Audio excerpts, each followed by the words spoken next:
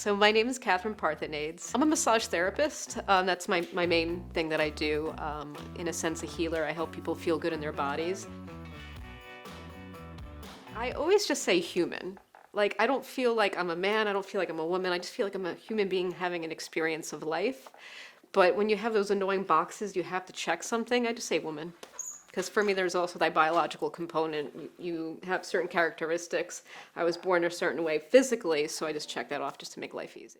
Does it make me feel uncomfortable to identify as a female? For me, personally, no. Doesn't make me uncomfortable. Very few things make me uncomfortable, to be honest. I've had people call me sir, and I still respond, and then they get, oh, excuse me. To me, it's like like I said, I feel like I'm a human, and I'm having a human experience. When I first came out, I had a little bit of an issue because I thought it was weird, but then I realized people kind of have like a lens, and they assume short hair, man, and that's literally what they're basing it off of. It's not something intentionally to hurt me, and I kind of just like roll it off my shoulder, and I keep on going. What advice I would give to someone that might have an issue being misgendered, I would say honestly that, like I said before, life is short, and sometimes you have to kind of like step outside the lens that you're looking at and see where the other person's coming from.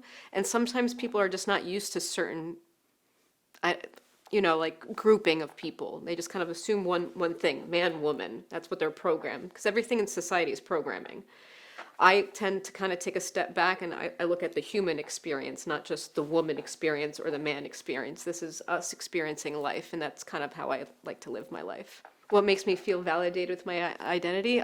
I think that when people see me for who I am and they don't judge me, it's a good feeling, because I've had those moments being outside of New York where sometimes people don't get me because I look a certain way. So when someone just accepts me for who I am and it looks past the short hair and whatever judgments that they might have initially, that makes me feel pretty good. And I appreciate that very much. My advice would be just have an open mind.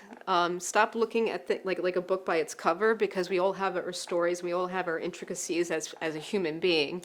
And sometimes people, when they get to know me, they're like, you're actually more feminine than I thought. And I'm like, really? And I'm like I said, I'm a human being having an experience. I'm like right in the middle. I kind of go with the flow.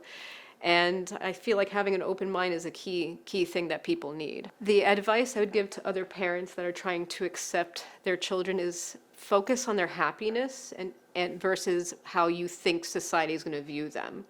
Because I believe my parents had that lens because they were worried about how others would view their daughter. And as time went by, they realized that I was a good person. I took care of them until they passed away.